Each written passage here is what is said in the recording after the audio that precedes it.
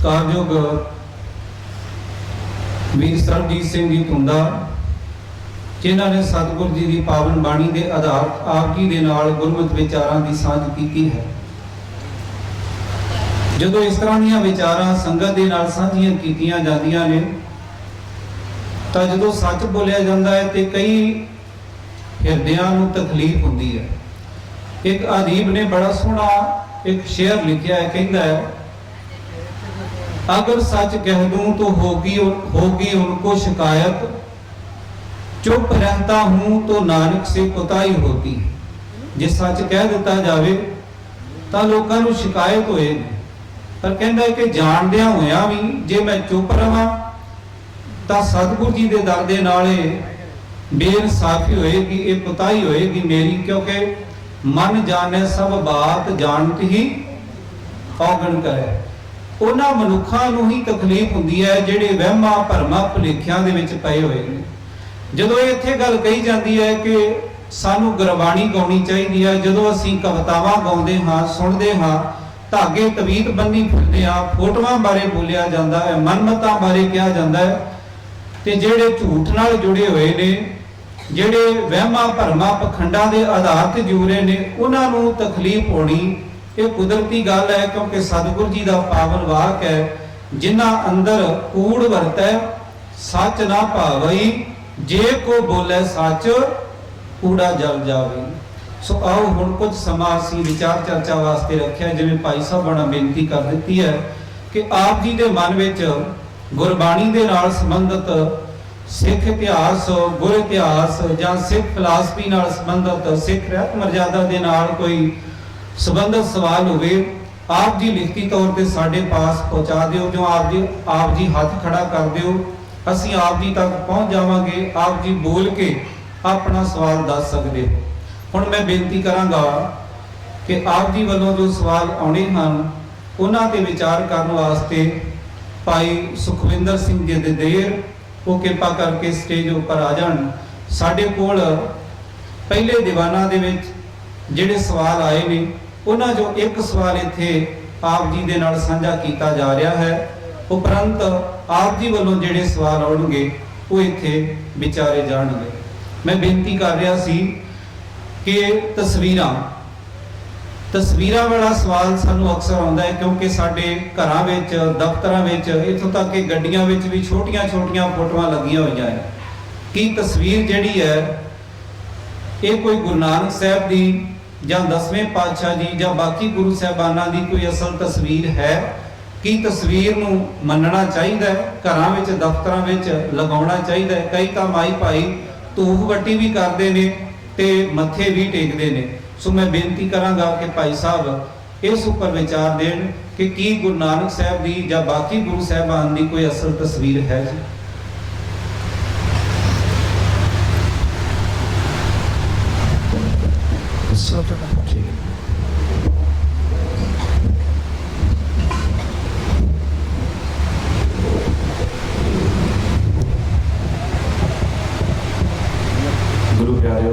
वाहिगुरू जी का खालसा, वाहिगुरू जी की फतेह। आप जी ने बड़ी एकाग्रता नाल प्यार नाल बैठ के सतगुरु जी की बाणी की विचार श्रवण की है और मन विच गुरबाणी नूं समझण लई, इतिहास के नेड़े होण लई, मर्यादा के पहरेदार बन लई कुछ सवाल जवाब का सिलसिला है असी हर दीवान में रखते हाँ। इत्थे भी यतन कर रहे हाँ कि गुरु ग्रंथ साहब जी की बाणी नाल संबंधित, इतिहास नाल संबंधित, सिख रहत मर्यादा नाल संबंधित कोई भी आप जी का सवाल होवे असी कोशिश करांगे विचारन की। पहला सवाल जिहड़ा पिछले दीवाना विचों असी आप जी नाल साझा कीता है, और जे कोई हुण आप जी के मन में सवाल होवे तुसीं हाथ खड़ा करके सत्कारयोग वीर जी कापी लैके खड़े ने नोट कर लेंगे, तुसीं अपना सवाल नोट करवा सकते हो। सवाल आया कि की सिख ने तस्वीरां की पूजा करनी है? पहली गल सिख रहत मर्यादा की है। सिख रहत मर्यादा विच तुसी आप दर्शन कर सकते हो कि किसी भी तरह तस्वीर पूजा जिहड़ी है वो सिख ने नहीं करनी। सिख रहत मर्यादा का फैसला है। असी पढ़िए गुरु ग्रंथ साहब जी की बाणी नूं कि सिख रहत मर्यादा का फैसला गुरु ग्रंथ साहब की रोशनी में होया। तो गुरु ग्रंथ साहब जी की बाणी ने तुहाडे चों कई वीर भैणां बाणी पढ़न वाले होणगे। गुरु ग्रंथ साहब जी की बाणी ने बड़े मुबारक शब्दों के अंदर यह फैसला दिता है कि मूर्ति पूजा किसी भी तरह की होवे वो विवर्जित है। आप जी को ज्ञान होएगा कि गुरु ग्रंथ साहब जी की बाणी ने बहुत करड़े शब्दों के अंदर मूर्ति पूजा का खंडन किया है और सतगुरु जी की बाणी ने बड़े प्यारे शब्दों के अंदर सानू चेतावनियां भी दित्तियां, समझाया भी है कि भाई किसी भी तरह की कोई पूजा मूर्ति इत्यादि घड़ के पूजा करनी ये लाभदायक नहीं है। तुसी पढ़ोगे बाबा कबीर जी का शब्द, पाखान गढ़ कै मूर्त कीनी दे कै छाती पाओ, जे ये मूर्त साची है तो गढ़ नहारे खाओ। मूर्ति पूजा के विरोध में बाबा कबीर जी ने कई श्लोक होर भी रचे है। नाल ही तुसी कभी सतगुरु जी की बाणी पढ़दे इस पासे भी ध्यान दिता होएगा कि भाई गुरदास जी ने बड़े सोहने खूबसूरत शब्दों में इस गल की व्याख्या की है ते नाल कह दिता है गुर मूरत गुर शब्द है। गुरु की मूरत गुरु का शब्द है। गुरु के शब्द विचों ही गुरु के दर्शन होणगे। आ तो मुख वाक आप जी ने बहुत बारी सुनिया होएगा, सतगुर नो सब को वेखदा जेता जगत संसार डिठै मुक्त न होवई जिचर शब्द न करे विचार। शब्द विचार दे विचों ही सतगुरु जी के दर्शन करने, सतगुरु जी की शख्सियत नूं पहचानना, सतगुरु जी की शख्सियत के पहरेदार बनना। सतगुरु के प्यारिओ ये सतगुरु जी ने सानू बड़ी सुंदर सिक्ख्या बख्शिश की है। कोशिश करो असी अपने घरां दे अंदर वध तों वध बाणी पढ़ीए, अपने घरां दे अंदर इतिहास तो अगवाई लैके अपने जीवन विच वो सतगुरु जी वाले अपने महान पुरखों वाले गुण पैदा करके मनमत तो खैड़ा छड़ा के अपनी जीवन घाड़त सोहनी बनाइए, गुणा वाली बनाइए, ताकि सतगुरु सच्चे पातशाह जी की मुबारक बाणी सदा ही साडे जीवन का अंग बनी रहे और सदा ही असी सतगुरु जी की बाणी के मुताबिक अपने जीवन को सवारते रहिए। अगला सवाल आया जी कि सत्कारयोग भाई साहब होना ने इत्थे विचार करदिआं एक गल साझी कीती सी कि दुनियावी विद्या पढ़न दे नाल कोई डॉक्टर बन जाता है, कोई साइंसदान बनता है। तो सवाल है कि गुरबाणी पढ़न दे नाल भी कि सानू कोई लाभ प्राप्त होता है? असी बाणी पढ़न दे नाल सानू किहड़ी पदवी मिलती है जां सानू की लाभ मिलता है? बड़ा चंगा सवाल आया जी। गुरबाणी पढ़न नाल सानू की लाभ है? जो दुनियावी विद्या लैने आ तो जिवें जिवें दुनियावी विद्या लैने आ, दुनियावी विद्या पढ़ते जाने आ, उवें उवें असीं अगे किसी वड्डी पदवी की आस लैके किसी वड्डे रुतबे की आस लैके तुरदे हैं। कि गुरबाणी पढ़न नाल भी ऐसा कुछ है? सतगुरु के प्यारिओ आप जी ने बाणी पढ़दे बहुत बारी ध्यान दिता होएगा कि सतगुरु सच्चे पातशाह जी ने पहली गल तां बाणी पढ़न की प्रेरणा दी है। बाणी पढ़न की प्रेरणा दी है। ये तो मुख वाक सारिਆਂ ਨੂੰ चेते होएगा जदों महाराज सच्चे पातशाह सानू सारिਆਂ ਨੂੰ आवाज दिंदे ते कहंदे आवो सिख सतगुरु के प्यारिओ गावो सच्ची बाणी। बाणी तां गावो गुरु केरी बाणियां सिर बाणी। जिथे बाणी गाउण की हदायत की है, गाओ भाई, इहनूं गाउणा चाहिए। उत्थे नाल नाल सतगुरु जी ने सब तो वड्डा सत्कार भी साडी झोली विच पाया और सब तो वड्डा सत्कार साडी झोली विच पाउंदियां माण दिंदियां होया महाराज सच्चे पातशाह जी ने बोल भी रखे है, धन धन सो गुरसिख कही है, जो सतगुर चरणी जाए पया, धन धन सो गुरसिख कही है, जिन हर नामा मुख राम कहया, धन धन सो गुरसिख कही है, जिस हर नाम सुने मन आनंद भया, धन धन सो गुरसिख कही है, जिन सतगुर सेवा कर हर नाम लिया। कितना बड़ा मान है और कितना प्यारा रुतबा दिता है गुर सिख।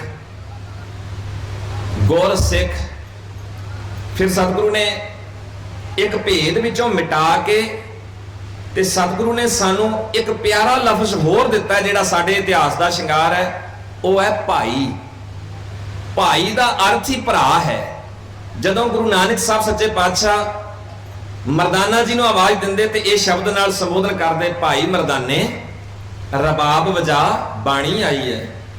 भाई का अर्थ है भरावा रबाब वजा, हे मेरे भरा रबाब वजा। गुरु नानक साहब भाई शब्द भाई मरदाना जी को दे के ते कितना वड्डा उच्चा रुतबा दे देंदे हैं।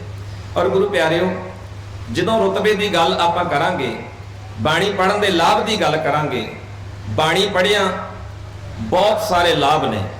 बाणी पढ़न नाल सानू बहुत सारे फायदे ने।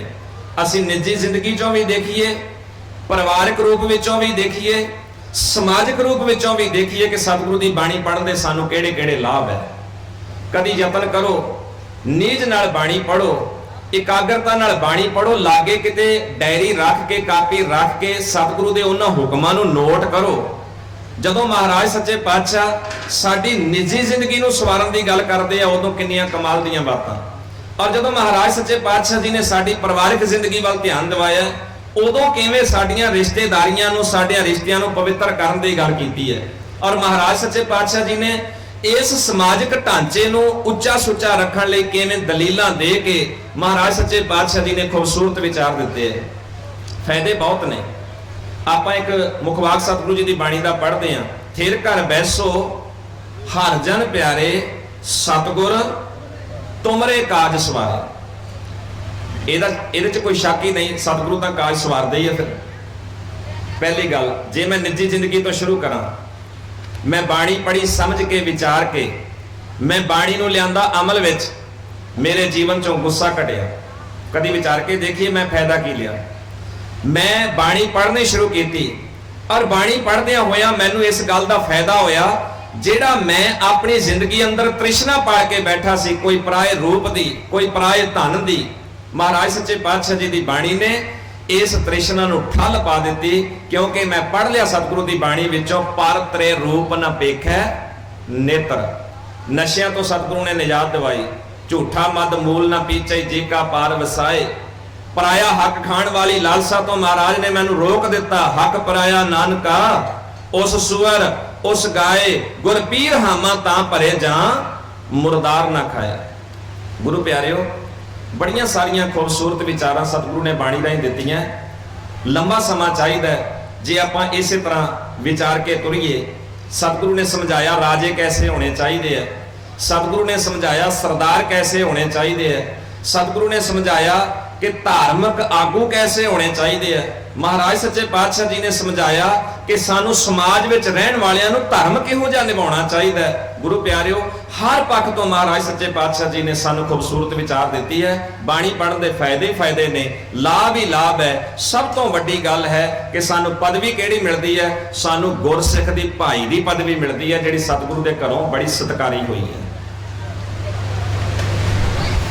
गुरबाणी दे ये पावन वाक असीं बहुत पढ़ते हाँ, सुने होणगे ते एक बार फिर झाती मरवा दिंदा कि बाणी तो सानू किहड़े-किहड़े लाभ प्राप्त हुंदे ने।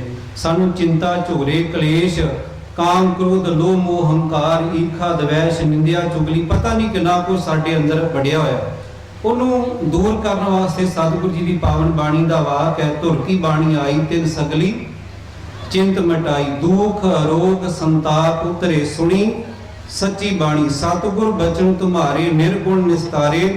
जां अखीर ते असीं ये भी समझ सकते हाँ कि असीं उन्नी देर इंसानियत वाले गुण ही धारण नहीं कर पाते जिन्नी देर तक सतगुरु जी का हुक्म नहीं मान लेंगे। गुरुदेव जी सानू इंसान कहते नहीं, करतूत पशु की मानस जात। साडा ये शरीर मनुखा वाला पर साडी जिहड़ी करतूत काम वो पशुआं दी न्याई है। जे गुरु वाले असीं नहीं बनते, गुर सेवा ते भगत कमाई तब ये मानस देही पाई। अगला सवाल आया जी कि की भूत प्रेत हुंदे हन?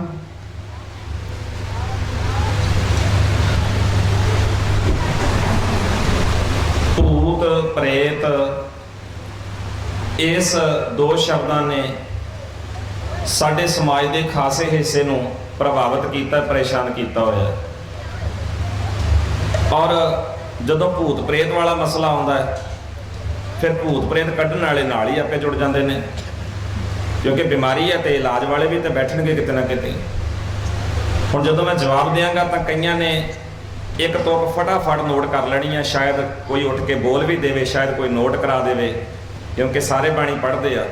ਵੀ ਵੇਖੋ ਜੀ, ਸੁਖਮਨੀ ਸਾਹਿਬ ਦਾ ਪਾਠ ਪੜ੍ਹਦੇ ਆ ਤੇ ਸੁਖਮਨੀ ਸਾਹਿਬ ਦੀ ਬਾਣੀ ਵਿੱਚ ਗੁਰੂ ਅਰਜਨ ਸਾਹਿਬ ਨੇ ਲਿਖਿਆ ਕਈ ਕੋਟ ਭੂਤ ਪ੍ਰੇਤ ਸ਼ੂਕਰ ਮਿਰਗਾਚ, ਵੀ ਬਾਣੀ 'ਚ ਤਾਂ ਲਿਖਿਆ ਹੋਇਆ।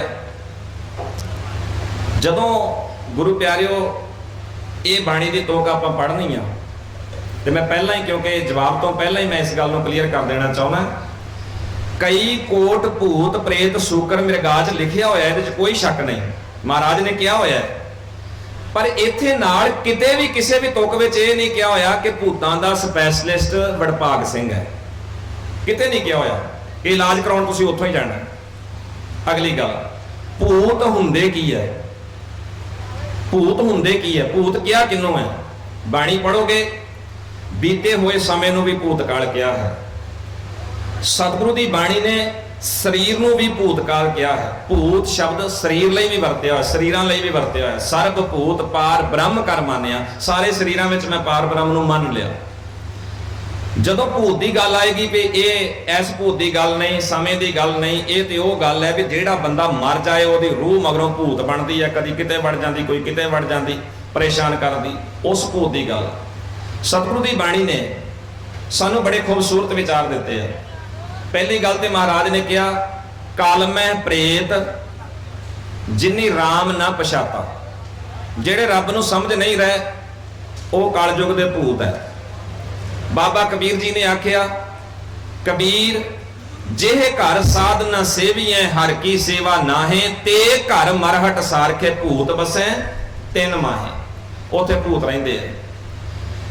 ਜਿਸ ਘਰ ਵਿੱਚ ਗੁਰੂ ਦਾ ਨਾਂ ਨਹੀਂ, ਜਿਸ ਘਰ ਵਿੱਚ ਗੁਰੂ ਵਾਲੀ ਮਰਿਆਦਾ ਨਹੀਂ, ਗੁਰੂ ਵਾਲਾ ਰਹਿਣ ਸਹਿਣ ਨਹੀਂ, ਉੱਥੇ ਭੂਤ ਹੀ ਰਹਿੰਦੇ ਆ, ਬੰਦੇ ਨਹੀਂ ਰਹਿੰਦੇ। ਇਹ ਸਤਿਗੁਰੂ ਦੀ ਬਾਣੀ ਦਾ ਫੈਸਲਾ ਹੈ। ਇੱਕ ਵਾਕ ਹੋਰ ਸਾਂਝਾ ਕਰਦਾ, ਧੰਨ ਗੁਰੂ ਨਾਨਕ ਸਾਹਿਬ ਜੀ ਦਾ।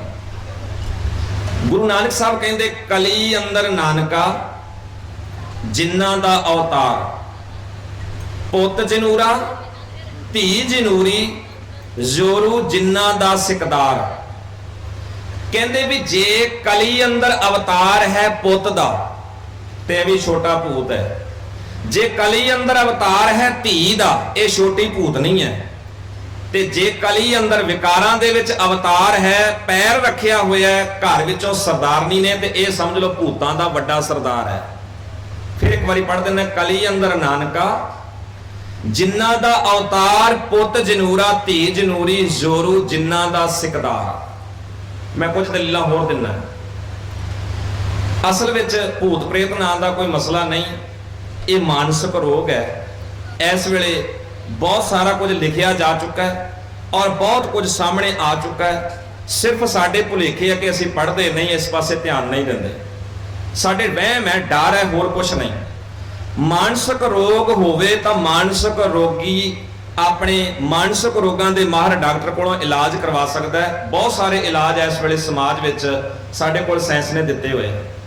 ਮੈਂ ਦਲੀਲਾਂ ਦੇਣ ਲੱਗਾ ਸਾਂ ਭੂਤ ਦੀਆਂ। ਤੁਸੀਂ ਕਹੋਗੇ ਜੀ ਭੂਤ ਗੱਲਾਂ ਕਰਦੇ ਆ, ਬਾਬਿਆਂ ਨੇ ਗੱਲਾਂ ਕਰਾਈਆਂ। ਤੁਸੀਂ ਕਹੋਗੇ ਜੀ ਫਲਾਣੇ ਵਿੱਚੋਂ ਉਹਨੂੰ ਧੌਣੋਂ ਫੜ ਕੇ ਬਾਹਰ ਕੱਢ ਲਿਆ, ਚੰਗਾ ਉਹਨੂੰ ਕੁਟਾਪਾ ਚਾੜਿਆ, ਉਹਨੂੰ ਕਾਬੂ ਕਰ ਲਿਆ, ਫਿਰ ਉਹ ਰਾਜੀ ਹੋ ਗਿਆ, ਕਿਸੇ ਨੂੰ ਸਵਾਹ ਦੀ ਪੁੜੀ ਦਿੱਤੀ, ਇੱਕ ਵਾਰੀ ਉਪਾਅ ਕੀਤਾ, ਉਹਦੇ ਘਰੇ ਜਾ ਕੇ ਉਹ ਭੂਤ ਉਤੋਂ ਖਹਿੜਾ ਛੱਡ ਗਏ, ਇਤਿਆਦਿਕ ਗੱਲਾਂ। ਮੈਂ ਦਲੀਲ ਦੇਣ ਲੱਗਾ, ਤੁਹਾਡੇ ਸਾਹਮਣੇ ਧਿਆਨ ਰੱਖਿਓ। ਪਹਿਲੀ ਗੱਲ ਤੇ ਇਹ ਕਿ ਭੂਤਾਂ ਨੂੰ ਕਿਸੇ ਵੀ ਇੱਕ ਦੇਸ਼ ਤੋਂ ਦੂਜੇ ਦੇਸ਼ ਜਾਣ ਲੱਗਿਆ ਕਿਸੇ ਵੀਜ਼ੇ ਦੀ ਲੋੜ ਨਹੀਂ, ਨਾ ਉਹਨਾਂ ਨੂੰ ਕਿਸੇ ਜਹਾਜ਼ ਦੀ ਟਿਕਟ ਦੀ ਲੋੜ ਹੈ, ਕਿਉਂਕਿ ਭੂਤ ਹੈ, ਨਾ ਕਿਸੇ ਨੂੰ ਦਿਸਦਾ, ਨਾ ਕਿਸੇ ਨੂੰ ਨਜ਼ਰ ਆਉਂਦਾ। ਉਹ ਜਿੱਥੇ ਚਾਹਵੇ ਜਾ ਸਕਦਾ। ਰੂਹ ਨੂੰ ਅਸੀਂ ਭੂਤ ਕਹਿੰਦੇ ਆ ਵੀ ਭਟਕਦੀ ਹੋਈ ਰੂਹ ਭੂਤ ਹੈ। ਤੇ ਰੂਹ ਪਸ਼ੂਆਂ ਵਿੱਚ ਵੀ ਹੈਗੀ ਹੈ, ਪੰਛੀਆਂ ਵਿੱਚ ਵੀ ਹੈਗੀ ਹੈ, ਕੀੜਿਆਂ ਮਕੌੜਿਆਂ ਵਿੱਚ ਵੀ ਹੈਗੀ, ਆਦਮੀਆਂ ਵਿੱਚ ਵੀ ਹੈਗੀ ਹੈ। ਸਾਰਿਆਂ ਪਾਸੇ ਰੂਹ ਹੈਗੀ, ਸਾਰਿਆਂ 'ਚ ਹੈਗੀ ਹੈ ਨਾ। ਹੁਣ ਜੇ ਕਹੀਏ ਕਿ ਅਵਗਤ ਬੰਦਾ ਜਿਹੜਾ ਮਰਦਾ ਉਹ ਭੂਤ ਬਣਦਾ, ਤੇ ਅਵਗਤ ਪਸ਼ੂ ਵੀ ਮਰਦੇ ਆ, ਪੰਛੀ ਵੀ ਮਰਦੇ ਆ, ਮਰ ਜਾਂਦੇ ਆ ਨਾ। ਚਲੋ ਧਿਆਨ ਰੱਖੋ ਹੁਣ। ਕਈ ਕਹਿੰਦੇ ਜੀ ਭੂਤ ਉਹਦੇ ਵਿੱਚ ਆ ਕੇ ਗੱਲਾਂ ਕਰਦੇ ਆ। ਮੰਨ ਲਓ ਜੇ ਭੂਤ ਗੱਲਾਂ ਕਰਦੇ ਆ, ਕਿਸੇ ਪੰਜਾਬੀ ਵਿੱਚ ਭੂਤ ਵੜ ਜਾਏ ਕਿਸੇ ਅੰਗਰੇਜ਼ ਦਾ, ਜਿਸ ਪੰਜਾਬੀ ਨੂੰ ਅੰਗਰੇਜ਼ੀ ਨਾ ਆਉਂਦੀ ਹੋਵੇ, ਕੀ ਭੂਤ ਅੰਗਰੇਜ਼ੀ 'ਚ ਗੱਲਾਂ ਕਰੂ? ਕਦੇ ਵੀ ਨਹੀਂ। ਭੂਤ ਵੜ ਜਾਏ ਪੰਜਾਬੀ ਦਾ ਅੰਗਰੇਜ਼ ਵਿੱਚ ਜਿਹਨੂੰ ਪੰਜਾਬੀ ਨਹੀਂ ਆਉਂਦੀ, ਕੀ ਅੰਗਰੇਜ਼ ਪੰਜਾਬੀ 'ਚ ਗੱਲਾਂ ਕਰੂ?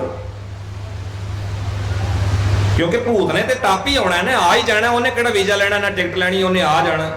ਪੰਜਾਬ ਵਿੱਚ ਵੀ ਬਥੇਰੇ ਅੰਗਰੇਜ਼ ਰਹਿੰਦੇ ਆ, ਇੱਥੇ ਆਉਂਦੇ ਆ ਯਾਤਰਾ ਦੇ ਉੱਤੇ। ਭੂਤ ਤੇ ਕਿਸੇ 'ਚ ਵੀ ਵੜ ਸਕਦਾ, ਪਰ ਨਹੀਂ, ਐਸਾ ਕਿਤੇ ਨਹੀਂ ਹੋਇਆ। ਅਗਲੀ ਗੱਲ, ਕਿਸੇ ਡੰਗਰ ਵਿੱਚ ਕਿਸੇ ਬੰਦੇ ਦਾ ਭੂਤ ਵੜ ਕੇ ਗੱਲਾਂ ਕਰਦਾ ਹੋਵੇ, ਡੰਗਰ ਨੇ ਗੱਲਾਂ ਕੀਤੀਆਂ ਹੋਣ, ਕਿਉਂਕਿ ਰੂਹ ਤੇ ਰੂਹ ਹੀ ਹੈ, ਕਿਸੇ ਥਾਂ ਵੀ ਵੜ ਸਕਦੀ ਹੈ।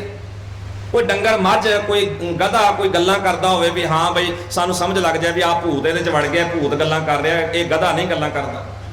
ਕਿਸੇ ਡੰਗਰ ਦਾ ਭੂਤ ਕਿਸੇ ਬੰਦੇ ਵਿੱਚ ਵੜ ਗਿਆ ਹੋਵੇ, ਐਸਾ ਕਿਤੇ ਨਹੀਂ ਹੋਇਆ।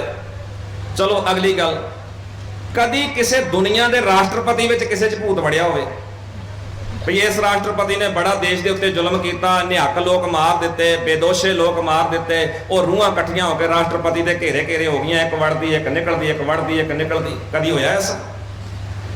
ਕਿਤੇ ਰੂਹਾਂ ਨੇ ਕਿਸੇ ਪ੍ਰਧਾਨ ਮੰਤਰੀ ਨੂੰ ਘੇਰਿਆ ਹੋਵੇ, ਪ੍ਰਧਾਨ ਮੰਤਰੀ ਕਿਤੇ ਵਡਭਾਗ ਸਿੰਘ ਦੇ ਜਾਂ ਕਿਸੇ ਦੇ ਥਾਂ ਡੇਰੇ ਤੇ ਜਾ ਕੇ ਉਹ ਚੌਂਕੀ ਭਰਨ ਗਿਆ, ਕਿਸੇ ਦੇਸ਼ ਦਾ, ਕਿਸੇ ਆਲੇ ਦੁਆਲੇ ਆਪਣੇ ਨਜ਼ਰ ਮਾਰ ਕੇ ਦੇਖੋ, ਇਤਿਹਾਸ ਦੁਨੀਆ ਦਾ ਪੜ੍ਹ ਕੇ ਦੇਖੋ। ਗੁਰੂ ਪਿਆਰਿਓ, ਖਿਮਾ ਕਰਿਓ ਮੈਂ ਸ਼ਬਦ ਵਰਤਣ ਲੱਗਾ, ਬਹੁਤਿਆਂ ਥਾਵਾਂ ਤੇ ਸਾਡੀਆਂ ਪਰੇਸ਼ਾਨੀਆਂ ਹੀ ਸਾਡੇ ਭੂਤ ਬਣੇ ਹੋਏ ਆ, ਔਰ ਭੂਤ ਕੱਢਣ ਵਾਲੇ ਬਹੁਤੇ ਰੋਟੀ ਦੇ ਹੱਥੋਂ ਆਤਰ ਹੀ ਗੱਦੀਆਂ ਲਾ ਕੇ ਬੈਠੇ ਆ। ਹੋਰ ਭੂਤ ਨਾਂ ਦੀ ਕੋਈ ਚੀਜ਼ ਨਹੀਂ ਹੈ। ਜੇ ਭੂਤ ਵੇਖਣੇ ਆ, ਜਿਉਂਦੇ ਭੂਤਾਂ ਵੱਲ ਧਿਆਨ ਦਿਓ, ਜਿਨ੍ਹਾਂ ਨੇ ਸਮਾਜ ਨੂੰ ਬਰਬਾਦੀ ਵੱਲ ਧੱਕਣ ਦਾ ਪੂਰਾ ਜ਼ੋਰ ਲਾਇਆ ਹੋਇਆ ਹੈ। ਉਹਨਾਂ ਭੂਤਾਂ ਵੱਲ ਧਿਆਨ ਦਿਓ ਜਿਹੜੇ ਗੁਰੂ ਦੀ ਬਾਣੀ ਤੋਂ ਟੁੱਟ ਕੇ, ਗੁਰੂ ਦੇ ਸਿਧਾਂਤ ਤੋਂ ਟੁੱਟ ਕੇ ਅੱਜ ਖਰਮਸਤੀਆਂ ਤੇ ਉਤਰੇ ਹੋਏ, ਉਹਨਾਂ ਭੂਤਾਂ ਵੱਲ ਧਿਆਨ ਜ਼ਰੂਰ ਦਿਓ। ਮਰਨ ਤੋਂ ਬਾਅਦ ਭੂਤ ਕੋਈ ਨਹੀਂ ਹੁੰਦਾ, ਇਹ ਸਾਡੀਆਂ ਸਿਰਫ ਮਾਨਸਿਕ ਪਰੇਸ਼ਾਨੀਆਂ, ਮਾਨਸਿਕ ਰੋਗ ਹੈ, ਇਹਦਾ ਇਲਾਜ ਕਰਵਾਇਆ ਜਾ ਸਕਦਾ ਹੈ। ਐਵੇਂ ਇਹੋ ਜਿਹੀਆਂ ਗੱਦੀਆਂ ਤੇ ਜਾ ਕੇ ਸਿਰ ਮੱਥੇ ਨਾ ਮਾਰੋ। ਸਾਧ ਸੰਗਤ ਜੀ, ਸਾਨੂੰ ਜਿੱਥੇ ਵੀ ਇਹ ਸਵਾਲ ਆਉਂਦਾ ਹੈ, ਅਸੀਂ ਉੱਥੇ ਇੱਕ ਗੱਲ ਜ਼ਰੂਰ ਦਾਅਵੇ ਨਾਲ ਕਹਿੰਦੇ ਆ ਕਿ ਜੇ ਇੱਥੇ ਕੋਈ ਭੂਤ, ਕੋਈ ਚੜੇਲ, ਕੋਈ ਫੱਕਰ, ਕੋਈ ਫਕੀਰ ਇਸ ਤਰ੍ਹਾਂ ਦਾ ਹੈ, ਉਹ ਸਾਡੇ ਨਾਲ ਗੱਡੀ 'ਚ ਬਿਠਾ ਦਿਓ, ਜੋ ਕੁਝ ਸਾਡਾ ਨੁਕਸਾਨ ਕਰ ਸਕਦਾ ਹੈ ਉਹ ਕਰ ਦੇਵੇ। ਸੋ ਇੱਥੇ ਵੀ ਬੇਨਤੀ ਹੈ ਕਿ ਜੇ ਕੋਈ ਇੱਥੇ ਵੀ ਭੂਤਾਂ ਦਾ ਮਾਰ ਬੈਠਾ ਹੋਵੇ ਤੇ ਉਹਨੂੰ ਚੈਲੰਜ ਹੈ ਕਿ ਇਹ ਦੋ ਗੱਡੀਆਂ ਨੇ, ਜਾਂ ਤਾਂ ਰਾਜ ਪੱਟੀ ਕਰ ਦੇਵੇ ਤੇ ਜਾਂ ਸਾਨੂੰ ਕੁਝ ਕਰ ਦੇਵੇ। ਇੰਨਾ ਕੁਝ ਉਹਨਾਂ ਬਾਰੇ ਅਸੀਂ ਬੋਲ ਰਹੇ ਹਾਂ। ਅਗਲਾ ਸਵਾਲ ਆਇਆ ਜੀ ਕਿ ਗੁਰਦੁਆਰਾ ਕੀ ਹੈ, ਗੁਰਦੁਆਰੇ ਦੀ ਪਰਿਭਾਸ਼ਾ ਇਹ ਦੱਸੀ ਜਾਵੇ। ਤੁਸੀਂ ਸਿੱਖ ਰਹਿਤ ਮਰਜ਼ਾਦਾ ਲੈ ਕੇ ਵੀ ਪੜ੍ਹ ਸਕਦੇ ਹੋ ਜੀ, ਗੁਰਦੁਆਰਾ ਸਾਹਿਬ ਕੀ ਹੈ, ਗੁਰਦੁਆਰੇ ਦੀ ਪਰਿਭਾਸ਼ਾ ਕੀ ਹੈ। ਸਿੱਖ ਰਹਿਤ ਮਰਜ਼ਾਦਾ ਵਿੱਚ ਵਿਸਥਾਰ ਨਾਲ ਕਈ ਪੁਆਇੰਟ ਦੇ ਕੇ ਇਸ ਗੱਲ ਨੂੰ ਖੋਲਿਆ ਹੋਇਆ। ਭਾਈ ਸਾਹਿਬ ਭਾਈ ਕਾਹਨ ਸਿੰਘ ਜੀ ਨਾਭਾ ਹੋਰਾਂ ਨੇ ਮਹਾਨ ਕੋਸ਼ ਵਿੱਚ ਗੁਰਦੁਆਰੇ ਦੀ ਪਰਿਭਾਸ਼ਾ ਜਿਹੜੀ ਦਿੱਤੀ ਹੈ, ਇਹ ਧਰਮ ਕਮਾਉਣ ਦਾ ਥਾਂ ਹੈ, ਇਹ ਸਿੱਖਾਂ ਦਾ ਸਕੂਲ ਹੈ, ਸਿੱਖ ਨੇ ਇੱਥੇ ਆ ਕੇ ਸਿੱਖੀ ਨੂੰ ਪੜ੍ਹਨਾ ਹੈ। ਔਰ ਨਾਲ ਨਾਲ ਉਹਨਾਂ ਨੇ ਗੁਰਦੁਆਰੇ ਦੇ ਵਿਸਥਾਰ ਨੂੰ ਬੜੇ ਲੰਬੇ ਚੌੜੇ ਸ਼ਬਦਾਂ ਦੇ ਵਿੱਚ ਬਿਆਨ ਕੀਤਾ ਹੈ। ਇਹ ਮੁਸਾਫਰ ਲਈ ਰਹਿائشਗਾਹ ਵੀ ਹੋ ਸਕਦਾ ਹੈ, ਇਹ ਭੁੱਖੇ ਲਈ ਰੋਟੀ ਦਾ ਟਿਕਾਣਾ ਵੀ ਹੋ ਸਕਦਾ ਹੈ, ਇਹ ਕਿਸੇ ਮਾਰੇ ਲਤਾੜੇ ਲਈ ਪਨਾਹ ਵੀ ਹੋ ਸਕਦਾ ਹੈ, ਵੀ ਉਹ ਕਿਤਿਓਂ ਵੀ ਮਾਰਿਆ ਲੁੱਟਿਆ ਹੋਇਆ ਗੁਰਦੁਆਰੇ ਵਿੱਚ ਆ ਜਾਏ, ਉਹਨੂੰ ਪਨਾਹ ਮਿਲ ਜਾਏ। ਇਹ ਰੋਗੀਆਂ ਲਈ ਦਵਾਖਾਨਾ ਵੀ ਹੋ ਸਕਦਾ ਹੈ, ਇਹ ਪਾਠਕਾਂ ਲਈ ਪਾਠਸ਼ਾਲਾ ਵੀ ਹੋ ਸਕਦਾ ਹੈ। ਬੜੇ ਖੂਬਸੂਰਤ ਸ਼ਬਦਾਂ ਦੇ ਵਿੱਚ ਇਸ ਨੂੰ ਬਿਆਨ ਕੀਤਾ ਹੈ। ਔਰ ਗੁਰਦੁਆਰਾ ਹੈ ਸਿੱਖਣ ਦਾ ਥਾਂ, ਗੁਰਦੁਆਰਾ ਹੈ ਧਰਮ ਕਮਾਉਣ ਦਾ ਥਾਂ, ਗੁਰਦੁਆਰਾ ਹੈ ਸਮਾਜਿਕ ਇਹਨਾਂ ਸਾਰੀਆਂ ਗਤੀਵਿਧੀਆਂ ਨੂੰ ਸੰਭਾਲਣ ਲਈ ਕੇਂਦਰ ਬਿੰਦੂ। ਪਰ ਅੱਜ ਖਿਮਾ ਕਰਿਓ, ਗੁਰਦੁਆਰਾ ਕੇਵਲ ਅਸੀਂ ਪੂਜਾ ਦਾ ਸਥਾਨ ਬਣਾ ਕੇ ਰੱਖ ਦਿੱਤਾ ਹੈ। ਇਸ ਤੋਂ ਅੱਗੇ ਅਸੀਂ ਵਧਣ ਨੂੰ ਤਿਆਰ ਨਹੀਂ, ਸੋਚਣ ਨੂੰ ਤਿਆਰ ਨਹੀਂ ਹਾਂ। ਆਓ ਅਸੀਂ ਗੁਰਦੁਆਰੇ ਦੀ ਜਿਹੜੀ ਪਰਿਭਾਸ਼ਾ ਹੈ ਉਹਨੂੰ ਵਿਸਥਾਰ ਨਾਲ ਪੜ੍ਹ ਕੇ ਆਪਣੇ ਗੁਰਦੁਆਰਿਆਂ ਨੂੰ ਅੱਜ ਪੂਜਾ ਸਥਾਨ ਤੋਂ ਬਦਲ ਕੇ ਸੱਚੀ ਧਰਮ ਦਾ ਉਹ ਕੇਂਦਰ ਬਿੰਦੂ ਬਣਾ ਕੇ ਰੱਖੀਏ। ਜਿਹੜੀ ਇੱਕ ਵੱਡੀ ਸੰਸਥਾ ਸਤਿਗੁਰੂ ਨੇ ਸਾਨੂੰ ਦਿੱਤੀ ਹੈ, ਇਸ ਸੰਸਥਾ ਨੂੰ ਮਜ਼ਬੂਤ ਕਰਨ ਲਈ ਅੱਗੇ ਆਈਏ। ਨਾਲ ਹੀ ਇੱਕ ਬੇਨਤੀ ਹੈ, ਖਿਮਾ ਕਰਿਓ ਭਾਵੇਂ ਬੁਰਾ ਹੀ ਲੱਗੇਗਾ, ਗੁਰਦੁਆਰੇ ਦੀ ਇਸ ਮਹਾਨ ਸੰਸਥਾ ਨੂੰ ਕਮਜ਼ੋਰ ਕਰਨ ਲਈ ਅੱਜ ਸਾਡੇ ਆਲੇ ਦੁਆਲੇ ਧੜਾ ਧੜ ਪਖੰਡੀਆਂ ਦੇ ਡੇਰੇ ਜਿਹੜੇ ਆ ਖੁੱਲਦੇ ਜਾ ਰਹੇ ਆ। ਡੇਰੇ ਦਾ ਮਤਲਬ ਹੀ ਗੁਰਦੁਆਰੇ ਦੀ ਸੰਸਥਾ ਨੂੰ ਕਮਜ਼ੋਰ ਕਰਨਾ ਹੈ। ਅਸੀਂ ਤਕੜੇ ਹੋਈਏ, ਗੁਰਦੁਆਰਾ ਸੰਸਥਾ ਮਜ਼ਬੂਤ ਕਰਨੀ ਹੈ, ਇਹਨੂੰ ਇਸੇ ਤਰ੍ਹਾਂ ਗੁਰੂ ਸਿਧਾਂਤਾਂ ਦੇ ਮੁਤਾਬਕ ਸਵਾਰਨਾ ਹੈ, ਸ਼ਿੰਗਾਰਨਾ ਹੈ ਔਰ ਇਹ ਸਮਾਜ ਦੇ ਅੰਦਰ ਇੱਕ ਕੇਂਦਰ ਬਿੰਦੂ ਬਣ ਕੇ ਰਵੇ, ਕਿਉਂਕਿ ਸਾਡਾ ਸਾਰਿਆਂ ਦਾ ਧਿਆਨ ਹੋਵੇ ਵੀ ਇਹ ਸਾਡੇ ਗੁਰੂ ਦਾ ਅਸਥਾਨ ਹੈ। ਅਖੰਡ ਪਾਠ ਸਾਹਿਬ ਦੀ ਆਰੰਭਤਾ ਦੇ ਸਮੇਂ ਪਾਠੀ ਸਿੰਘ ਜਾਂ ਗ੍ਰੰਥੀ ਸਿੰਘ ਜੋਤ, ਨਾਰੀਅਲ, ਘੜਾ ਆਦਿ ਆਦਿਕ ਇਸ ਤਰ੍ਹਾਂ ਦੀ ਸਮੱਗਰੀ ਘਰ ਵਾਲਿਆਂ ਨੂੰ ਲਿਆਉਣ ਵਾਸਤੇ ਕਹਿੰਦੇ ਨੇ ਕਿ ਮਰਜ਼ਾਦਾ ਦੇ ਅੰਦਰ ਇਹ ਚੀਜ਼ਾਂ ਹਨ ਕਿ ਅਖੰਡ ਪਾਠ ਸਾਹਿਬ ਦੇ ਨਾਲ ਇਹ ਜ਼ਰੂਰੀ ਨੇ। ਹੁਣ ਸਵਾਲ ਸਾਧ ਸੰਗਤ ਤੁਹਾਡੇ ਚੋਂ ਆ ਰਹੇ ਨੇ ਤੇ ਅਸੀਂ ਜਵਾਬ ਦੇ ਦੇਣਾ, ਬਾਅਦ ਚ ਤੁਸੀਂ ਫੇਰ ਕਹਿਣਾ ਵੀ ਲੈ ਵੇਖਿਆ ਹੁਣ ਇਹ ਗਾਂਹ ਤੁਰ ਪਏ, ਇਹ ਆਂਦੇ ਹੁਣ ਆ ਵੀ ਨਹੀਂ ਕਰਨਾ, ਆ ਵੀ ਨਹੀਂ ਕਰਨਾ। ਸਵਾਲ ਤੁਹਾਡੇ ਆ, ਜਵਾਬ ਅਸੀਂ ਜ਼ਰੂਰ ਦੇ ਰਹੇ ਔਰ ਸਬੂਤ ਲਈ ਦੱਸ ਰਹੇ ਹਾਂ ਕਿ ਤੁਹਾਡੇ ਕੋਲ ਸਿੱਖ ਰਹਿਤ ਮਰਜ਼ਾਦਾ ਔਰ ਤੁਸੀਂ ਬਾਕੀ ਸਾਰਾ ਕੁਝ ਜਿੰਨਾ ਇਤਿਹਾਸ ਦਾ ਅੰਗ ਹੈ ਉਹਨੂੰ ਪੜ੍ਹ ਕੇ ਦੇਖਣ ਦੀ ਜ਼ਰੂਰ ਖੇਚਲ ਕਰੋ, ਕਿਉਂਕਿ ਮਰਜ਼ਾਦਾ ਅਸੀਂ ਕਿਸੇ ਡੇਰੇ ਦੀ ਨਹੀਂ, ਮਰਜ਼ਾਦਾ ਇੱਕ ਸੰਸਥਾ ਦੀ ਨਹੀਂ, ਇੱਕ ਬੰਦੇ ਦੀ ਨਹੀਂ, ਮਰਜ਼ਾਦਾ ਜਿਹੜੀ ਪੰਥ ਦੀ ਹੈ ਉਧਰ ਧਿਆਨ ਦੇਣ ਦੀ ਸਾਨੂੰ ਲੋੜ ਹੈ। ਸਿੱਖ ਰਹਿਤ ਮਰਜ਼ਾਦਾ ਵਿੱਚ ਐਸੀ ਕਿਸੇ ਵਿਵਸਥਾ ਦਾ ਜ਼ਿਕਰ ਨਹੀਂ। ਸਤਿਗੁਰੂ ਦੀ ਬਾਣੀ ਪੜ੍ਹਨ ਲੱਗਿਆਂ, ਬਾਣੀ ਸੁਣਨ ਲੱਗਿਆਂ ਇੱਕ ਹਦਾਇਤ ਜ਼ਰੂਰ ਹੈ ਕਿ ਅਖੰਡ ਪਾਠ ਸਾਹਿਬ ਕਰਾਉਣਾ ਹੈ, ਚਾਹੇ ਸਹਿਜ ਪਾਠ ਰੱਖਣਾ ਹੈ। ਇਸ ਗੱਲ ਦਾ ਧਿਆਨ ਸਿੱਖ ਨੇ ਰੱਖਣਾ ਹੈ। ਬਾਣੀ ਆਪ ਪੜ੍ਹਨੀ ਹੈ, ਜੇ ਆਪ ਨਹੀਂ ਪੜ੍ਹ ਸਕਦੇ ਤੇ ਕਿਸੇ ਚੰਗੇ ਪਾਠੀ ਕੋਲੋਂ ਬਾਣੀ ਸੁਣਨੀ ਹੈ ਔਰ ਬਾਣੀ ਧਿਆਨ ਨਾਲ ਸੁਣ ਕੇ ਅਸੀਂ ਬਾਣੀ ਤੇ ਅਮਲ ਕਰਨਾ ਹੈ। ਬਾਕੀ ਰਹੀ ਗੱਲ ਕਿ ਆ ਜਿੰਨੀ ਹੋਰ ਸਮੱਗਰੀ ਦਾ ਮਸਲਾ ਹੈ, ਮੰਨ ਲਓ ਪਾਠੀ ਸਿੰਘਾਂ ਨੂੰ ਕੋਈ ਜਲ ਪਾਣੀ ਵਧੀਆ ਚਾਹੀਦਾ, ਜ਼ਰੂਰ ਪ੍ਰਬੰਧ ਕਰੋ। ਉਹਨਾਂ ਦੇ ਕੋਈ ਕੱਪੜਿਆਂ ਦਾ ਪ੍ਰਬੰਧ ਕੀਤਾ ਜਾ ਸਕਦਾ ਹੈ, ਜ਼ਰੂਰ ਕਰੋ। ਜੇ ਤੁਸੀਂ ਗੁਰਦੁਆਰਾ ਸਾਹਿਬ ਲਈ ਚੰਦੂਆ, ਚੌਰ ਜਾਂ ਪੀੜਾ ਸਾਹਿਬ ਇਤਿਆਦਿਕ ਕੋਈ ਸੇਵਾ ਹੋਰ ਵੀ ਲੋੜ ਹੈ, ਤੁਸੀਂ ਉਹ ਵੀ ਜ਼ਰੂਰ ਕਰੋ। ਪਰ ਜਿੱਥੇ ਤੱਕ ਇਹ ਸਾਰੀ ਸਮੱਗਰੀ ਦੀ ਗੱਲ ਹੈ, ਕੁੰਭ, ਜੋਤ, ਨਾਰੀਅਲ ਇਤਿਆਦਿਕ, ਤੁਹਾਡੇ ਕੋਲ ਜੋਤ ਦੀ ਜਗ੍ਹਾ ਤੇ ਲਾਈਟ ਦਾ ਪ੍ਰਬੰਧ ਹੈ, ਐਮਰਜੈਂਸੀ ਲਾਈਟਾਂ ਹਨ, ਇਨਵਰਟਰ ਲੱਗੇ ਹੋਏ ਨੇ, ਸਭ ਕੁਝ ਹੈ, ਕਿਉਂਕਿ ਪ੍ਰਬੰਧ ਤਾਂ ਕੇਵਲ ਚਾਨਣ ਦਾ ਸੀ ਔਰ ਚਾਨਣ ਜਦੋਂ ਹੈ ਫਿਰ ਤੁਸੀਂ ਐਵੇਂ ਹੀ ਨਾਲ ਇਹ ਘਿਓ ਫੂਕਣ ਵਾਸਤੇ ਸਾਰਾ ਪ੍ਰਬੰਧ ਕਰਨਾ, ਇਹ ਸਾਰਾ ਕੁਝ ਸਿੱਖ ਰਹਿਤ ਮਰਜ਼ਾਦਾ ਵਿੱਚ ਪ੍ਰਵਾਨ ਨਹੀਂ ਕੀਤਾ ਗਿਆ। ਸਿੱਖ ਰਹਿਤ ਮਰਜ਼ਾਦਾ ਵਿੱਚ ਬਾਣੀ ਪੜ੍ਹਨ ਦੀ, ਬਾਣੀ ਸੁਣਨ ਦੀ ਹਦਾਇਤ ਜ਼ਰੂਰ ਕੀਤੀ ਹੋਈ ਹੈ। ਸਮਾਂ ਆਪਣੀ ਚਾਲ ਚੱਲ ਰਿਹਾ ਜੀ। ਸਵਾਲ ਸਾਡੇ ਕੋਲ ਜੇ ਬਹੁਤ ਵੱਡੇ ਆਏ ਹੋਏ ਨੇ। ਇਹ ਅਗਲਾ ਸਵਾਲ ਵੀ ਕਾਫੀ ਵਿਸਥਾਰ ਮੰਗਦਾ ਹੈ ਕਿ ਸਵਰਗ ਅਤੇ ਨਰਕ ਕੀ ਇਹ ਹੈਗੇ ਨੇ ਜੀ? ਬਾਣੀ ਨੇ ਬਿਆਨ ਕੀਤੇ ਆ ਜੀ, ਜ਼ਰੂਰ ਹੈਗੇ ਆ। ਬਾਣੀ ਨੇ ਬਿਆਨ ਕੀਤੇ ਆ, ਜ਼ਰੂਰ ਹੈਗੇ ਆ। ਨਰਕ ਵੀ ਹੈ, ਸਵਰਗ ਵੀ ਹੈ। ਬਾਣੀ ਨੇ ਵਾਰ-ਵਾਰ ਜ਼ਿਕਰ ਕੀਤਾ, ਜਿਤਨੇ ਨਰਕ ਸੇ ਮਨਮੁਖ ਭੋਗੇ, ਬਾਣੀ ਨੇ ਕਿਹਾ ਹੋਇਆ ਹੈ। ਪਰ ਗੁਰੂ ਸਵਾਰਿਓ, ਇੱਕ ਗੱਲ ਬਾਣੀ ਨੇ ਹੋਰ ਵੀ ਕਹੀ ਹੋਈ ਹੈ, ਉਸ ਗੱਲ ਵੱਲ ਵੀ ਸਾਨੂੰ ਸਭ ਤੋਂ ਪਹਿਲਾਂ ਧਿਆਨ ਦੇਣਾ ਪੈਣਾ ਹੈ। ਉਹ ਹੈ ਕਮਨ ਨਰਕ ਕਿਆ ਸੁਰਗ ਵਿਚਾਰਾ ਸੰਤਨ ਦੋ ਰਾਦੇ, ਹਮ ਕਾਹੂ ਕੀ ਕਾਣ ਨਾ ਕੱਢਤੇ ਆਪਣੇ ਗੁਰ ਪ੍ਰਸਾਦੇ। ਅਸੀਂ ਆਪਣੇ ਗੁਰੂ ਦੀ ਕਿਰਪਾ ਦੇ ਨਾਲ ਇਹੋ ਜਿਹੇ ਕਿਸੇ ਨਰਕ ਸਵਰਗ ਦੀ ਲਾਲਸਾ ਵੀ ਨਹੀਂ ਰੱਖਦੇ ਔਰ ਡਰਦੇ ਵੀ ਨਹੀਂ ਆ ਕਿ ਸਾਨੂੰ ਕੋਈ ਅੱਗੋਂ ਨਰਕ ਮਿਲਣਾ ਹੈ, ਅੱਗੋਂ ਕੋਈ ਸਾਨੂੰ ਸਵਰਗ ਮਿਲਣਾ ਹੈ। ਸਤਿਗੁਰੂ ਦੀ ਬਾਣੀ ਨੇ ਇਹੋ ਜਿਹੇ ਸਾਰੇ ਕਿਸੇ ਸਿਲਸਿਲੇ ਤੋਂ ਸਾਨੂੰ ਵਿਵਰਜਿਤ ਕਰ ਦਿੱਤਾ। ਸੰਤਨ ਦੋ ਰਾਦੇ ਰੱਦ ਕਰ ਦਿੱਤੇ।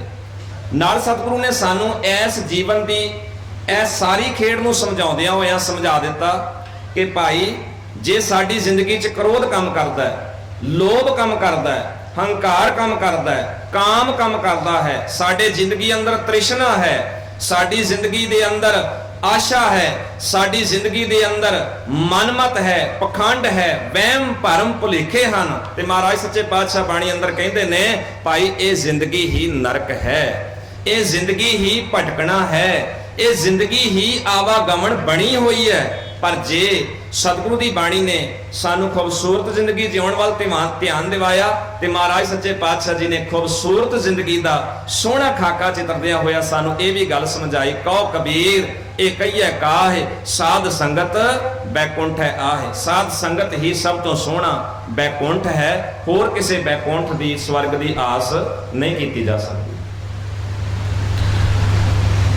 ਗੁਰੂ ਪਿਆਰ ਵਾਲਿਓ, ਜੇਕਰ ਆਪ ਜੀ ਦੇ ਮਨਾਂ ਵਿੱਚ ਹੋਰ ਵੀ ਸਵਾਲ ਹੋਣ ਤਾਂ ਇੱਥੇ ਦਾ ਸਮਾਂ ਬਹੁਤ ਵਧੇਰੇ ਲੱਗੇਗਾ ਜੇ ਸਾਰੇ ਸਵਾਲ ਵਿਚਾਰੇ ਜਾਣਗੇ। ਮੈਂ ਬੇਨਤੀ ਕਰਾਂਗਾ ਕਿ ਇੱਥੇ ਸਟਾਲ ਨਾਲ ਆਇਆ ਹੋਇਆ, ਉੱਥੇ ਸੀਡੀਆਂ ਵੀ ਔਰ ਕਿਤਾਬਾਂ ਵੀ, ਖਾਸ ਤੌਰ ਤੇ ਜਿਹੜੀਆਂ ਸਵਾਲ ਜਵਾਬ, ਜਿਹੜੀਆਂ ਕੁਝ ਪਰਿਭਾਸ਼ਾ ਨੇ ਸਾਡੇ ਸ਼ੰਕੇ ਨੇ, ਉਹ 2-3 ਕਿਤਾਬਾਂ ਖਾਸ ਤੌਰ ਤੇ ਆਪ ਜੀ ਦੇ ਗਿਆਨ ਤੇ ਦੱਸਣਾ ਚਾਹਾਂਗਾ ਕਿ ਉਹ ਜ਼ਰੂਰ ਲੈ ਕੇ ਜਾਓ। 2 ਭਾਗਾਂ ਵਿੱਚ ਗੁਰਮਤਿ ਮਾਰਤੰਡ ਭਾਈ ਕਾਨ ਸਿੰਘ ਨਾਭਾ ਜੀ ਦਾ, ਇਹ 2 ਭਾਗ ਨੇ, ਤੁਸੀਂ ਇਹ ਲੈ ਕੇ ਜਾ ਸਕਦੇ ਹੋ।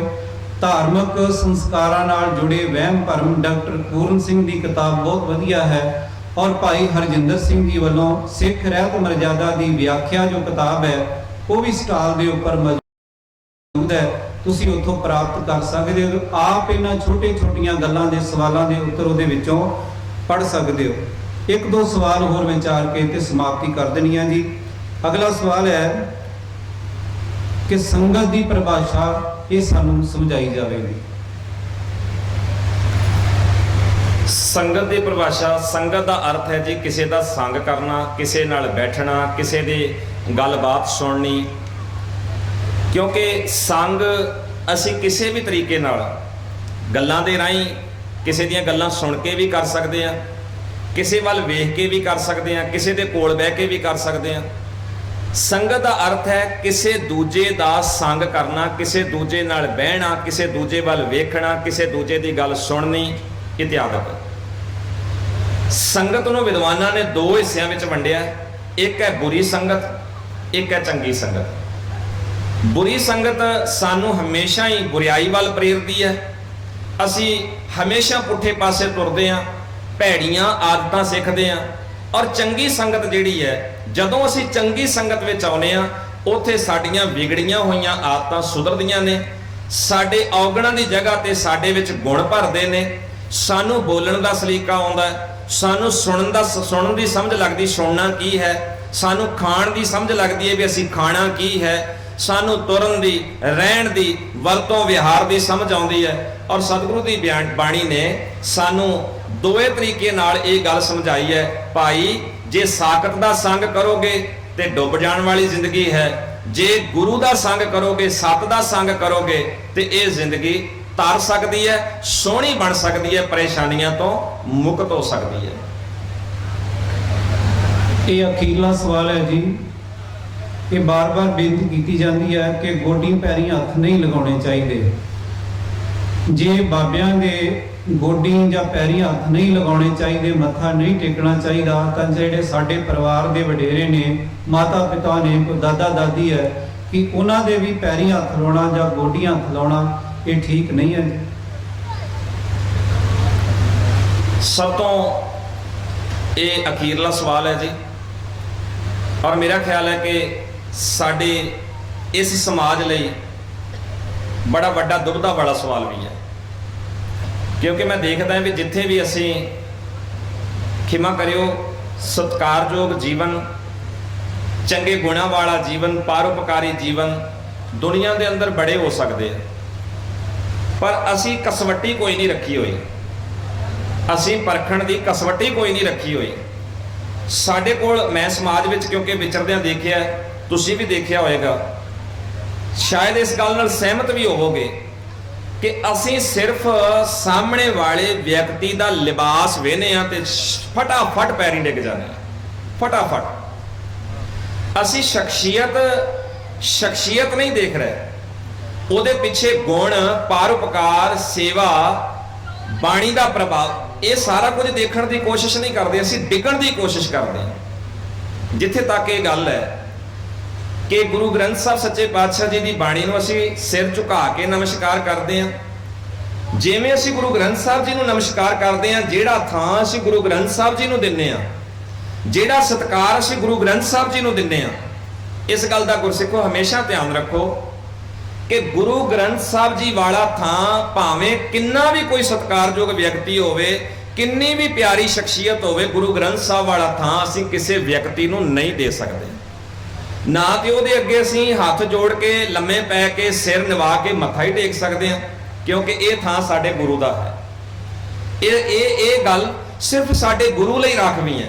ਇਹ ਸਿਰ ਸਿਰਫ ਗੁਰੂ ਗ੍ਰੰਥ ਸਾਹਿਬ ਅੱਗੇ ਝੁਕਦਾ ਹੈ।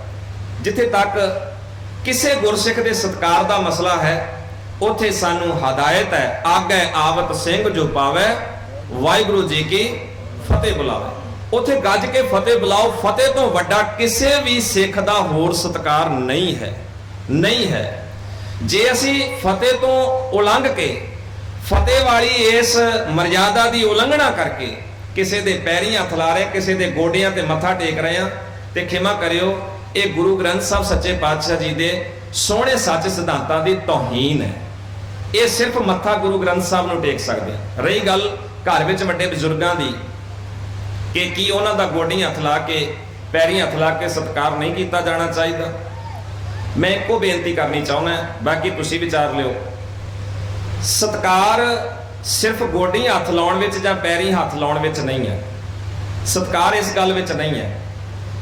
ਤੁਸੀਂ ਗੌਰ ਨਾਲ ਦੇਖਿਆ ਹੋਏਗਾ ਆਪਣੇ ਆਲੇ ਦੁਆਲੇ, ਨਹੀਂ ਤਾਂ ਨੋਟ ਕਰਕੇ ਦੇਖਿਓ, ਗੋਡਿਆਂ ਹੱਥ ਵੀ ਲਾਏ ਜਾਣ, ਪੈਰੀਂ ਹੱਥ ਵੀ ਲਾਏ ਜਾਣ, ਅੱਗੇ ਦੋਵੇਂ ਹੱਥ ਜੋੜ ਕੇ ਬੜਾ ਮੁਸਕਰਾ ਕੇ ਤੇ ਅਸੀਂ ਸਤਿ ਸ੍ਰੀ ਅਕਾਲ, ਫਤਿਹ ਇਤਿਆਦਿਕ ਜੋ ਵੀ ਅਸੀਂ ਵਰਤਦੇ ਆ ਵਰਤਿਆ ਜਾਏ। ਬੜੀ ਮਿੱਠੀ ਮਿੱਠੀ ਜ਼ੁਬਾਨ ਨਾਲ ਗੱਲਾਂ ਕੀਤੀਆਂ ਜਾਣ, ਪਰ ਮੰਨਿਆ ਕੁਝ ਵੀ ਨਾ ਜਾਏ। ਕੀ ਸਤਿਕਾਰ ਹੈ? ਪਹਿਲਾਂ ਗੋਡਿਆਂ ਹੱਥ ਲਾਏ, ਪੈਰੀਂ ਹੱਥ ਲਾਏ, ਬੜੇ ਮੁਸਕਰਾ ਕੇ ਦੋਵੇਂ ਹੱਥ ਜੋੜ ਕੇ ਮਿੱਠੀਆਂ ਮਿੱਠੀਆਂ ਚਾਰ ਚਾਪਲੂਸੀਆਂ ਕੀਤੀਆਂ, ਤੇ ਪਰਾਂ ਹੋ ਕੇ ਜਾ ਦਫਾ ਹੋ, ਤੂੰ ਕਿੱਥੋਂ ਮੱਥੇ ਲੱਗ ਗਿਆ। ਹੁੰਦਾ ਹੈ ਨਾ ਐਵੇਂ ਦੋਗਲੀ ਜੀ ਨੀਤੀ, ਸਾਹਮਣੇ ਸਾਹਮਣੇ ਕੁਝ ਹੋਰ, ਪਾਸੇ ਜਾ ਕੇ ਕੁਝ ਹੋਰ। ਕੀ ਤੁਸੀਂ ਇਹਨੂੰ ਸਤਿਕਾਰ ਕਹੋਗੇ? ਤੁਸੀਂ ਦੇਖਿਆ ਹੋਏਗਾ, ਖਿਮਾ ਕਰਿਓ, ਕੋਈ ਵੀਰ ਭੈਣ ਇਸ ਤਰ੍ਹਾਂ ਕਿਸੇ ਸੰਬੰਧਿਤ ਮਹਿਕਮੇ ਨਾਲ ਬੈਠਾ ਹੋਵੇ, ਅਫਸਰਾਂ ਦੇ ਸਾਹਮਣੇ ਕਿਵੇਂ ਸਲੂਟ ਵੱਜਦਾ? ਵੱਜਦਾ ਹੈ ਨਾ। ਕਿਸੇ ਵੱਡੇ ਲੀਡਰ ਦੇ ਸਾਹਮਣੇ ਛੋਟੇ ਮੁਲਾਜ਼ਮ ਜਿਹੜੇ ਆ ਉਹ ਕਿਵੇਂ ਸਲੂਟ ਮਾਰਦੇ ਆ? ਹੁੰਦਾ ਨਾ। ਕੀ ਉਹ ਸੱਚੀ ਸਲੂਟ ਵੱਜ ਰਿਹਾ ਹੁੰਦਾ? ਦਿਲੋਂ ਸਤਿਕਾਰ ਹੋ ਰਿਹਾ ਹੁੰਦਾ? ਹੋ ਰਿਹਾ ਹੁੰਦਾ? ਅਖੀਰ ਬੇਨਤੀ ਕਰਨ ਲੱਗਾ, ਆਪਣੇ ਘਰ ਵਿੱਚ ਆਪਣੇ ਬਜ਼ੁਰਗਾਂ ਦਾ ਸਤਿਕਾਰ ਜਿਹੜਾ ਅਸੀਂ ਕਰਨ ਦਾ ਢੰਗ ਬਣਾ ਰਹੇ ਹਾਂ ਕਿ ਕੀ ਗੋਡੀ ਪੈਰੀਂ ਹੱਥ ਲਾਈਏ, ਮੈਂ ਤਾਂ ਇਹ ਬੇਨਤੀ ਕਰਾਂਗਾ ਕਿ ਇਹ ਆਦਤ ਸਾਡੀ ਵਾਦੀ ਘਰੋਂ ਸਮਾਜਿਕ ਰੂਪ ਵਿੱਚ ਤੁਰਦੀ ਸਾਡੇ ਧਰਮ ਵਿੱਚ ਵੀ ਆ ਜਾਂਦੀ। ਫੇਰ ਅਸੀਂ ਜਿੱਥੇ ਚੋਲਾ ਵੇਖਿਆ ਉੱਥੇ ਹੀ ਝੁਕ ਗਏ, ਜਿੱਥੇ ਪਜਾਮਾ ਲੱਥਾ ਵੇਖਿਆ ਉੱਥੇ ਹੀ ਝੁਕ ਗਿਆ ਵੀ ਆਹ ਲੱਤਾਂ ਨੰਗੀਆਂ, ਟੇਕ ਦਿਓ ਮੱਥਾ। ਨਾ, ਮੈਂ ਤਾਂ ਇਹ ਬੇਨਤੀ ਕਰਨੀ ਚਾਹੁੰਦਾ, ਸਾਨੂੰ ਘਰਾਂ ਚੋਂ ਇਹ ਸਤਿਕਾਰ ਦੀ ਭਾਵਨਾ ਇਸ ਰੂਪ ਵਿੱਚ ਲੈਣੀ ਚਾਹੀਦੀ ਹੈ।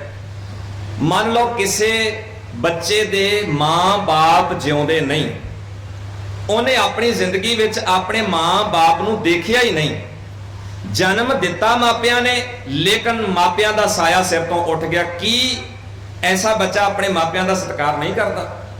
ਸਤਿਕਾਰ ਤੇ ਕਰਦਾ, ਉਹ ਹਮੇਸ਼ਾ ਸਤਿਕਾਰ ਕਰਦਾ ਰਹੇਗਾ। ਕੋਈ ਦਾਦਾ ਦਾਦੀ ਬੜੀ ਪਿਆਰੀ ਸ਼ਖਸੀਅਤ ਸਾਡੇ ਸਿਰ ਤੋਂ ਉੱਠ ਜਾਏ, ਜਿਹਦਾ ਪਰਿਵਾਰ ਨੇ, ਬੱਚਿਆਂ ਨੇ ਬੜਾ ਨਿੱਘ ਮਾਣਿਆ, ਪਿਆਰ ਮਾਣਿਆ, ਜਦੋਂ ਦਾਦਾ ਦਾਦੀ ਘਰ ਵਿੱਚ ਨਾ ਹੋਣ, ਸਰੀਰਕ ਰੂਪ ਵਿੱਚ ਸਾਡੇ ਕੋਲੋਂ ਵਿਛੜ ਜਾਣ, ਕਿ ਦਾਦਾ ਦਾਦੀ ਦਾ ਸਤਿਕਾਰ ਘਟ ਜਾਂਦਾ? ਉਦੋਂ ਤਾਂ ਨਾ ਉਹਨਾਂ ਦੇ ਗੋਡੇ ਆ ਨਾ ਪੈਰ ਆ, ਸਤਿਕਾਰ ਤੇ ਸਾਡਾ ਉਦੋਂ ਵੀ ਰਿਹਾ। ਗੁਰੂ ਪਿਆਰਿਓ, ਸਤਿਕਾਰ ਕਰਨਾ ਉਹਨਾਂ ਗੁਣਾਂ ਤੇ, ਉਸ ਸ਼ਖਸੀਅਤ ਦਾ ਉਸ ਤਰੀਕੇ ਨਾਲ ਜਿਵੇਂ ਸਤਿਗੁਰੂ ਸਾਨੂੰ ਸਮਝਾਉਂਦੇ ਆ, ਸਾਨੂੰ ਉਸੇ ਤਰੀਕੇ ਨਾਲ ਹੀ ਪ੍ਰਵਾਨ ਕਰਨਾ ਚਾਹੀਦਾ। ਗੋਡੀ ਪੈਰੀਂ ਹੱਥ ਲਾਉਣ ਵਾਲੀ ਜਿਹੜੀ ਪਰੰਪਰਾ ਹੈ, ਇਹਨੂੰ ਆਪਾਂ ਨੂੰ ਛੱਡਣਾ ਚਾਹੀਦਾ ਔਰ ਮੱਥਾ ਸਿਰਫ ਗੁਰੂ ਗ੍ਰੰਥ ਸਾਹਿਬ ਨੂੰ ਟੇਕਣਾ ਚਾਹੀਦਾ। ਜੇ ਸਤਿਕਾਰ ਦੀ ਗੱਲ ਹੈ ਤੇ ਸਾਡੇ ਘਰਾਂ ਵਿੱਚ ਸਾਡੇ ਵੱਡੇ ਵੀ ਸਾਡੇ ਸਤਿਕਾਰਯੋਗ ਹੈ, ਕਿਉਂਕਿ ਉਹ ਵੀ ਸਿੱਖ ਘਰਾਣੇ ਨਾਲ ਸੰਬੰਧ ਰੱਖਦੇ ਆ। ਤੇ ਸਭ ਤੋਂ ਵੱਡਾ ਸਤਿਕਾਰ ਮੈਂ ਪਹਿਲਾਂ ਵੀ ਦੁਹਰਾ ਦਿੱਤਾ ਹੈ, ਆਗੈ ਆਵਤ ਸਿੰਘ ਜੋ ਪਾਵੇ, ਵਾਹਿਗੁਰੂ ਜੀ ਕੀ ਫਤਿਹ ਬੁਲਾਵੇ। ਵਾਹਿਗੁਰੂ ਦੀ ਫਤਿਹ ਬੁਲਾ ਕੇ ਹੀ ਅਸੀਂ ਇੱਕ ਦੂਜੇ ਦਾ ਸਤਿਕਾਰ ਕਰਨ ਦੀ ਇਹ ਖੇਚਲ ਕਰਿਆ ਕਰੀਏ। ਸਰਬੱਤ ਸੰਗਤ ਦਾ ਬਹੁਤ ਬਹੁਤ ਧੰਨਵਾਦ ਹੈ, ਤੁਸੀਂ ਇਕਾਗਰਤਾ ਬਖਸ਼ੀ ਹੈ, ਪਿਆਰ ਨਾਲ ਬੈਠ ਕੇ ਸੁਣਿਆ ਹੈ। ਆਸ ਕਰਦਾ ਕਿ ਤੁਸੀਂ ਇਹਨਾਂ ਗੱਲਾਂ ਨੂੰ ਆਪਣੇ ਜੀਵਨ ਦੇ ਪੱਲੇ ਵੀ ਬੰਨੋਗੇ, ਕੁਝ ਵਿਚਾਰਨ ਦਾ ਵੀ ਯਤਨ ਕਰੋਗੇ। ਜੇ ਕੋਈ ਗੱਲ ਚੰਗੀ ਨਾ ਲੱਗੀ ਹੋਵੇ, ਕਿਸੇ ਗੱਲ ਨਾਲ ਆਪਣੀ ਸਹਿਮਤੀ ਨਾ ਹੋਵੇ, ਜਾਂ ਸਾਡੇ ਸਮਝਾਉਣ ਵਿੱਚ ਕਿਤੇ ਕਮੀ ਰਹਿ ਗਈ ਹੋਵੇ, ਉਹਨੂੰ ਇੱਥੇ ਹੀ ਛੱਡ ਦਿਓ। ਉਹਨੂੰ ਦੁਬਾਰਾ ਵਾਰ-ਵਾਰ ਚੇਤੇ ਕਰਨ ਦੀ ਲੋੜ ਨਹੀਂ। ਜਿਹੜੀ ਕੋਈ ਗੱਲ ਚੰਗੀ ਲੱਗੀ ਹੋਵੇ, ਉਹਨੂੰ ਪੱਲੇ ਬੰਨ ਕੇ ਸਤਿਗੁਰੂ ਜੀ ਦੀ ਜਾਣ ਕੇ, ਉਹ ਸਾਡੀ ਨਹੀਂ, ਉਹ ਸਤਿਗੁਰੂ ਜੀ ਦੀ ਜਾਣ ਕੇ ਹਮੇਸ਼ਾ ਉਸ ਦੀ ਪਾਲਣਾ ਕਰਨ ਦਾ ਯਤਨ ਕਰਿਓ। ਵਾਰ-ਵਾਰ ਅਸੀਂ ਬੇਨਤੀ ਕੀਤੀ ਹੈ ਕਿ ਆਪ ਜੀ ਦੇ ਇਸੇ ਗੁਰਦੁਆਰਾ ਸਾਹਿਬ ਵਿਖੇ ਬਾਹਰ ਅਸੀਂ ਧਾਰਮਿਕ ਸਟਾਲ ਦਾ ਵੀ ਪ੍ਰਬੰਧ ਕੀਤਾ ਹੈ, ਔਰ ਆਪ ਜੀ ਨੇ ਉੱਥੋਂ ਧਾਰਮਿਕ ਕਿਤਾਬਾਂ ਮਰਜ਼ਾਦਾ ਨਾਲ ਸੰਬੰਧਿਤ ਹੈ, ਸਾਡੇ ਰਾਜ ਨਾਲ, ਸਿੱਖ ਰਾਜ ਨਾਲ ਸੰਬੰਧਿਤ ਹੈ, ਗੁਰਬਾਣੀ ਨਾਲ ਸੰਬੰਧਿਤ ਸਟੀਕਾਂ ਹਨ, ਗੁਰਬਾਣੀ ਦੇ ਗੁਟਕੇ ਹਨ, ਪੋਥੀਆਂ ਹਨ, ਔਰ ਗੁਰੂ ਪਿਆਰਿਓ ਉੱਥੇ ਵੱਖ-ਵੱਖ ਵਿਸ਼ਿਆਂ ਤੇ ਕੀਤੀ ਹੋਈ ਸ਼ਬਦ ਵਿਚਾਰ ਕਾਲੇ ਦੇ ਬੁਲਾਰਿਆਂ ਵੱਲੋਂ ਪਈ ਹੋਈ ਹੈ। ਆਪ ਜੀ ਆਪਣੀ ਪਸੰਦ ਦੇ ਮੁਤਾਬਕ ਜ਼ਰੂਰ ਲੈ ਕੇ ਜਾਇਓ। ਬੱਚਿਆਂ ਵਾਸਤੇ ਕਿਤਾਬਾਂ ਵੀ ਹਨ, ਜਿਹੜੀਆਂ ਬੱਚੇ ਪੜ੍ਹ ਕੇ ਆ 5 ਪਿਆਰਿਆਂ ਦੇ, 4 ਸਾਹਿਬਜ਼ਾਦਿਆਂ ਦੇ, 10 ਗੁਰੂ ਸਾਹਿਬਾਨ ਦੇ ਔਰ ਮੁੱਢਲੇ ਜਿਹੜੇ ਰੂਪ ਵਿੱਚ ਸਾਡੇ ਕੌਮ ਦੇ ਮੁੱਢਲੇ ਸਿਧਾਂਤ ਹਨ, ਮੁੱਢਲੀਆਂ ਗੱਲਾਂ ਹਨ, ਛੋਟੀਆਂ ਗੱਲਾਂ ਹਨ, ਉਹ ਸਾਰੀਆਂ ਬੱਚਿਆਂ ਨੂੰ ਆਪਾਂ ਸਿਖਾ ਸਕਦੇ ਹਾਂ। ਬੱਚੇ ਉਸ ਤੋਂ ਸਿੱਖਿਆ ਲੈ ਕੇ ਆਪਣੇ ਜੀਵਨ ਨੂੰ ਗੁਰੂ ਮਾਰਗ ਤੇ ਸੁਖੈਨ ਹੀ ਚਲਾ ਸਕਦੇ ਆ। ਇਹੋ ਜਿਹੀਆਂ ਸਾਰੀਆਂ ਕਿਤਾਬਾਂ ਵੀ ਬੱਚਿਆਂ ਵਾਸਤੇ ਪਈਆਂ ਹੋਈਆਂ ਹਨ। ਆਸ ਕਰਦੇ ਹਾਂ ਆਪ ਜੀ ਜ਼ਰੂਰ ਲੈ ਕੇ ਜਾਓਗੇ। ਸਰਬੱਤ ਦਾ ਇੱਕ ਵਾਰੀ ਫਿਰ ਧੰਨਵਾਦ ਕਰਦਾ, ਭੁੱਲਾਂ ਚੁੱਕਾਂ ਦੀ ਸਾਰੇ ਜਥੇ ਵੱਲੋਂ ਖਿਮਾ ਮੰਗਦਾ ਹਾਂ। ਆਸ ਕਰਦਾ ਕਿ ਆਪ ਜੀ ਇਸੇ ਤਰ੍ਹਾਂ ਗੁਰੂ ਚਰਨਾਂ ਨਾਲ ਜੁੜੇ ਰਹੋਗੇ, ਗੁਰੂ ਚਰਨਾਂ ਦਾ ਪ੍ਰੇਮ ਮੰਨਦੇ ਰਹੋਗੇ। ਸਰਬੱਤ ਦਾ ਫਿਰ ਬਹੁਤ ਬਹੁਤ ਧੰਨਵਾਦ। ਵਾਹਿਗੁਰੂ ਜੀ ਕਾ ਖਾਲਸਾ, ਵਾਹਿਗੁਰੂ ਜੀ ਕੀ ਫਤਿਹ। ਰਾਮ ਕਲੀ